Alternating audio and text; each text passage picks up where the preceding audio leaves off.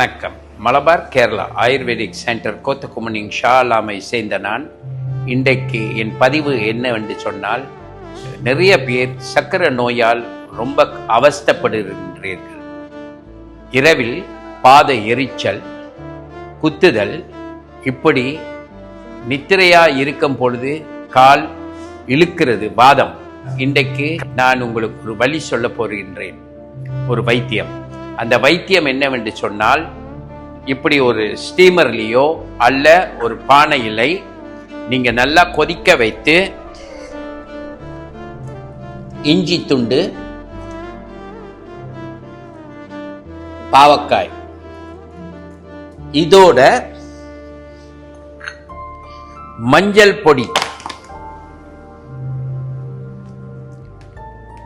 1 teaspoon மஞ்சள் பொடி,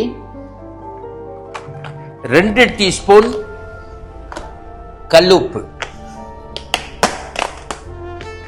2 teaspoon கல்லுப்பு, 1 2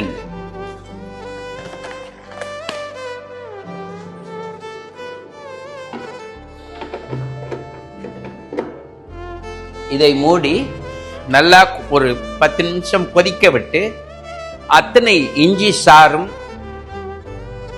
பாவக்காய் சாறும் எல்லா சாறும் அந்த உப்பு மஞ்சள் பொடி அத்தனை சாறும் ஒன்று சேர்ந்து ஒரு 10 நிமிஷம் கொதித்த பிறகு உங்கள் பாதங்களை கழுவி விட்டு நல்ல இந்த 2 பாதங்களையும் இந்த தொட்டிக்குள் 2 கால்களில் இந்த தொட்டிக்குள் வைத்து அந்த வாங்கில் உருட்டி கொண்டே இருக்கணும். ஒரு 10-15 நிமிடம் உருட்ட உங்கள் இரத்த ஓட்டம் சீர் செய்யப்படும்.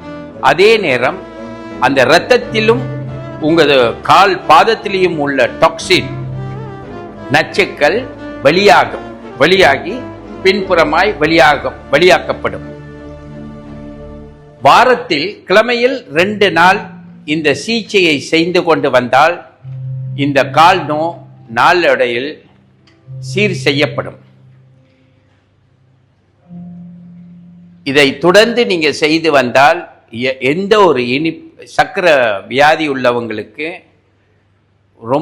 ரொம்ப சீக்கிரமாக இனிப்பு இறங்கி பாதங்கள், இது மட்டுமல்ல உங்கள் லீவர், ஃபேட்டி லீவர் என்று சொன்னா பாதங்கள்ல தான் எல்லாமே இருக்கு. உங்க பாதங்கள் தான் எல்லாமே இருக்கு. Kidney, liver, pancreas, lungs, heart, mind, brain எல்லாமே பாதங்களோட சம்பந்தப்பட்டது.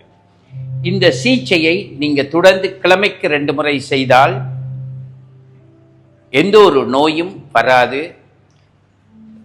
அதிகமான வெயிட் கொண்ட ஆட்களுக்கு வெயிட் குறைக்கப்படும், தானாகவே படிப்படியாக குறைக்கும். என்று சொன்னா உங்க ஃபேட்டி லிவரை சீர் செஞ்சு வித்தைகள் என்று சொன்னா மெட்டபாலிசம் பேலன்ஸ் ஆகும்.